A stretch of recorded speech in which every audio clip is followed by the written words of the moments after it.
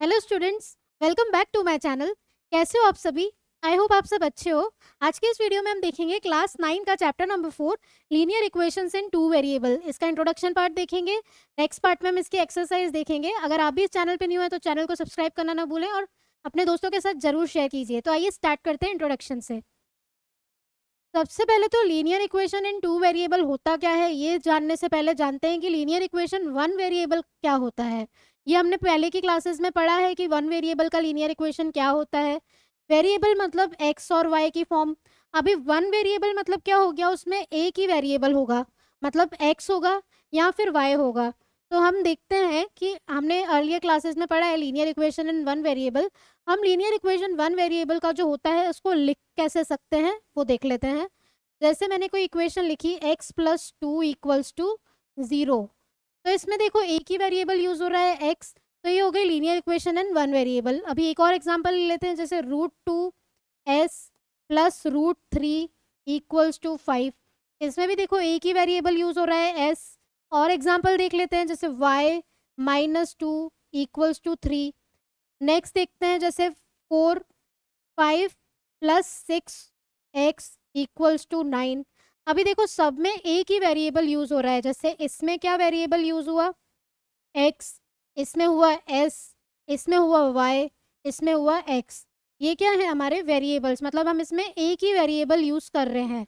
तो इससे क्या हुआ, such equations have a unique solution. Unique मतलब इनका एक ही सोल्यूशन होता है। जैसे देख लो, फर्स्ट एग्जांपल लिया था हमने x plus two equals to 0। अभी इसमें से हम x की वैल्यू इजीली निकाल सकते हैं। ये 2 उस साइड जाएगा तो x की वैल्यू हो गई माइनस का 2। अभी इसके और तो सॉल्यूशन आ नहीं सकते, मतलब x की वैल्यू माइनस टू ही आएगी, और तो कोई वैल्यू आ नहीं सकती। नेक्स्ट देखो, जैसे root two S plus root three equals to 5 है, तो इससे क्या होगा, root two S equals to 5 minus root three. तो s की वैल्यू क्या आ जाएगी इसमें, 5 माइनस रूट थ्री अपॉन 2। तो इसमें भी एक ही आंसर आएगा और आंसर्स नहीं आ सकते। तो ये क्या था हमारा linear equation in one variable. लेकिन हम इसमें क्या करेंगे, टू वेरिएबल्स। अभी हमारी हायर क्लासेस में आया है टू वेरिएबल्स। टू वेरिएबल्स मतलब x और y यूज होएगा, ये वेरिएबल हो गए। कोई से भी वेरिएबल हो सकते हैं, जैसे s और t, ज़्यादातर x और y यूज होते हैं। तो हम आज के इस क्लास में पढ़ेंगे लीनियर इक्वेशंस इन टू वेरिएबल्स। ठीक है, देखो अभी हम एक एग्जाम्पल लेते हैं, ये वन वेरिएबल का ही है। अपन ने क्या पढ़ा था, सबसे पहले हमने एग्जाम्पल लिया जैसे 2x plus five equals to 0। अभी इसमें हमें x की वैल्यू फाइंड करनी है तो बहुत इजीली आ जाएगी। 2x इक्वल्स टू क्या हो जाएगा, ये माइनस का 5। तो x की वैल्यू तो आ गई माइनस 5 अपॉन 2। इसका मतलब इस वाली इक्वेशन के ओनली वन सॉल्यूशन होता है, वन आंसर आता है, वन रूट होता है। मतलब minus 5 upon 2 is the root of equation 2x plus 5 equals to 0। अभी ये जो हमारा x की वैल्यू आया, इसको हम नंबर लाइन पे भी प्लॉट कर सकते हैं। जैसे हमने देखो इधर नंबर लाइन ले लेते हैं हम, एक रूलर लिया हमने, इधर मैंने नंबर लाइन प्लॉट करी। जैसे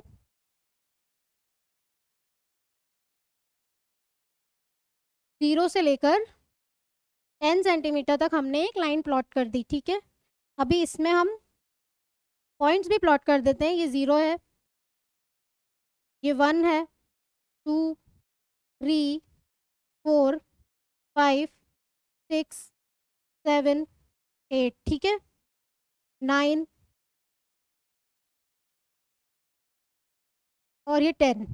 इधर हमने पॉइंट्स प्लॉट करे, हमें माइनस 5 अपॉन 2 को इस वाली नंबर लाइन पे प्लॉट करना है। तो ये देखो कहाँ आएगा, यहाँ पे 0 है, यहाँ पे 2 है, यहाँ पे 1 है। ठीक है, अभी माइनस 5 अपॉन 2 मतलब ये 2.5 होता है। तो ये 0 है, ये 1, ये 2 3। अभी 5 अपॉन 2 कहाँ पे आएगा, लेकिन ये नेगेटिव का है। तो क्या करेंगे हम, देखो यहाँ पे ये वाले पॉइंट को ले लेते हैं 0, इधर लेते हैं माइनस का 1, इधर माइनस का 2, माइनस का 3, माइनस का 4, और इस साइड पॉजिटिव नंबर्स आएंगे 1 2 3। ठीक है, अभी हमें माइनस 5 अपॉन 2 नंबर लाइन पे प्लॉट करना है। तो ये कहाँ आएगा, ये देखो 2.5 होता है, मतलब ये यहाँ पे कहीं पे आएगा माइनस 5 अपॉन 2। ये हमने ऑलरेडी प्रीवियस क्लासेस में देखा है कि नंबर लाइन पे किसी भी नंबर को कैसे प्लॉट करते हैं, चाहे वो फ्रैक्शन फॉर्म में आए या नॉर्मल नंबर फॉर्म में आए, तो हम इसको इजीली नंबर लाइन पे प्लॉट कर सकते हैं। लेकिन ये जो इक्वेशन है ये हमारी क्या है, लीनियर इक्वेशन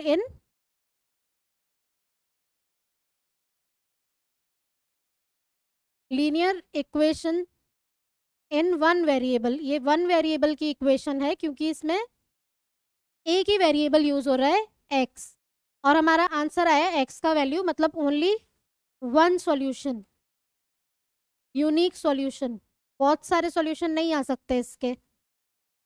तो ये हमारी होती है linear equation in one variable. इसको इजीली हम नंबर लाइन पे भी प्लॉट कर सकते हैं।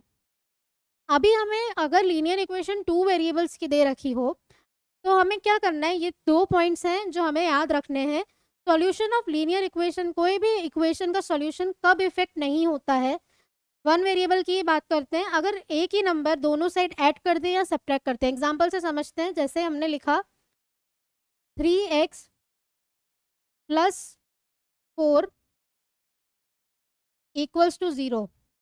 अभी अगर इसमें देखो लिखा है the same number is added और सब्ट्रैक्टेड, अगर सेम नंबर को, जैसे ये 3x प्लस 4 तो ऑलरेडी है, इसमें अगर हम ऐड करें 3x प्लस 4 प्लस 5 और इधर भी प्लस 5 ऐड कर दें, तो इस इक्वेशन में कोई फ़र्क नहीं पड़ेगा क्योंकि दोनों साइड हमने एक ही नंबर को ऐड कर दिया। या अगर इसी नंबर को हम माइनस भी करें तो भी इस इक्वेशन में कोई फ़र्क नहीं पड़ेगा, मतलब हमने या तो ऐड कर दिया या सब्ट्रैक्ट किया। तो इसका मतलब क्या है, देखो ये ऐड किया था दोनों साइड, तो कोई इक्वेशन में फ़र्क नहीं पड़ेगा। इधर भी माइनस भी करेंगे तो भी कोई इक्वेशन में कोई चेंज नहीं आएगा, कोई फ़र्क नहीं पड़ेगा। तो इसका मतलब है if the same number is added और subtracted from both the side of the equation.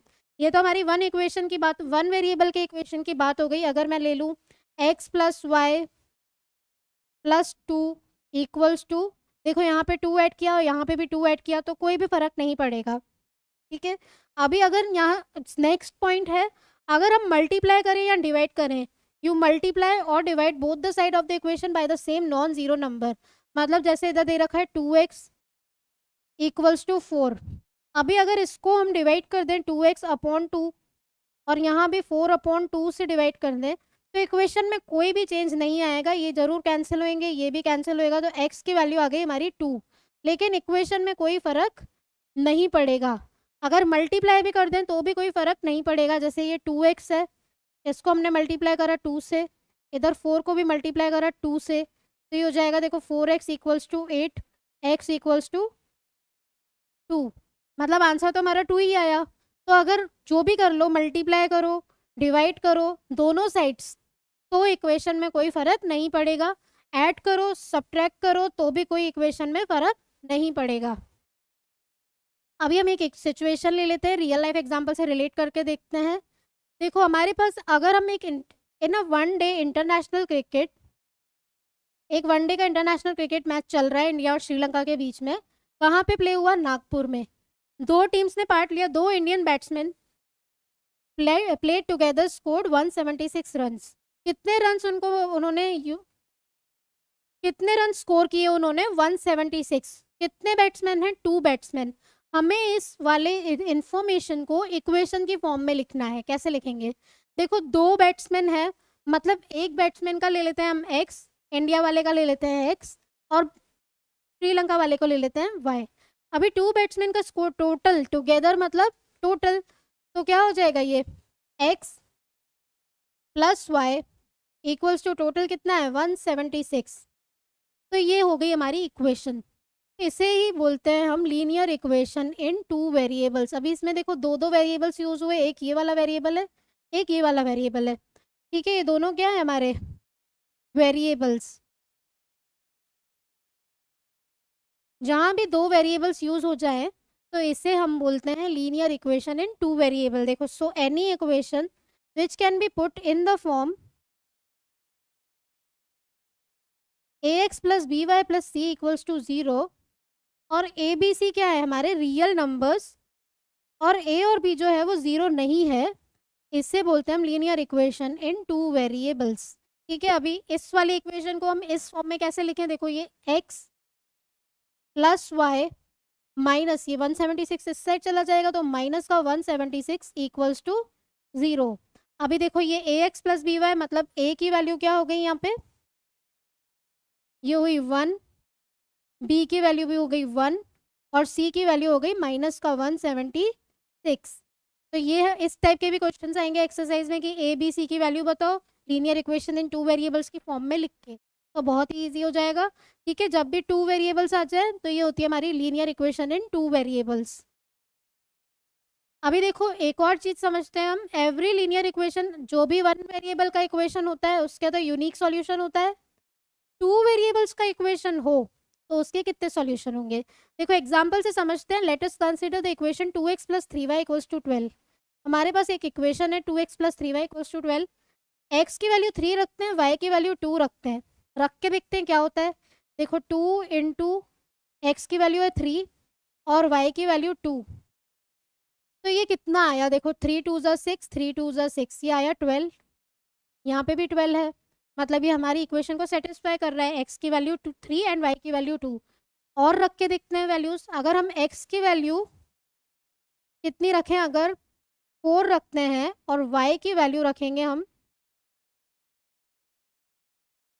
1, तो क्या वैल्यू क्या आंसर आएगा, देखो ये 2 × 4 + 3 × 1, तो ये हुआ हमारा 8 + 3 = 11, मतलब ये हमारा सोल्यूशन नहीं है। इस टाइप से हम वैल्यूज रख के देखेंगे। अभी देखते हैं हम x की वैल्यू रखते हैं, जैसे हम 2 रखते हैं और y की वैल्यू रखेंगे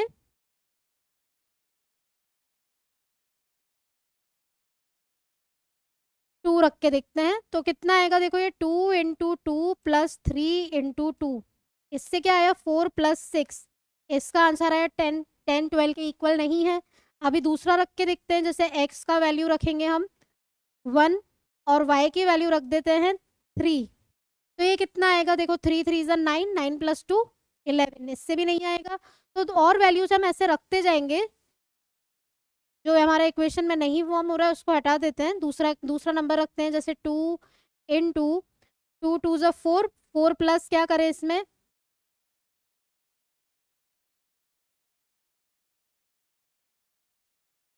x की वैल्यू 1 रखेंगे, 2 1 ज़ा 2, ठीक है। अभी 3 3 3 ज़ा 9, 9 + 2 होगा 11, ये भी नहीं रखेंगे हम। ऐसे हमें वैल्यूज रख के देखते जाना है कि किससे हमारा इक्वेशन का आंसर ये 12 आ जाता है। देखो जैसे हमने x की वैल्यू 3 रखी थी और y की वैल्यू 2 रखी थी, तो इससे इजीली हमारा हो गया था। अभी x का वैल्यू अगर हम 2 रखते हैं और y का वैल्यू 3 रखें तो क्या आता है, देखते हैं लिख के। ये 2 2 ज़ा 4 हो जाएगा और ये 3 3 ज़ा 9 होएगा, तो 9 + 4 हो जाएगा 13, इससे भी नहीं आया क्योंकि हमें तो 12 चाहिए। ठीक है, अभी नेक्स्ट देखो x की वैल्यू रखते हैं हम, यहाँ पे रखेंगे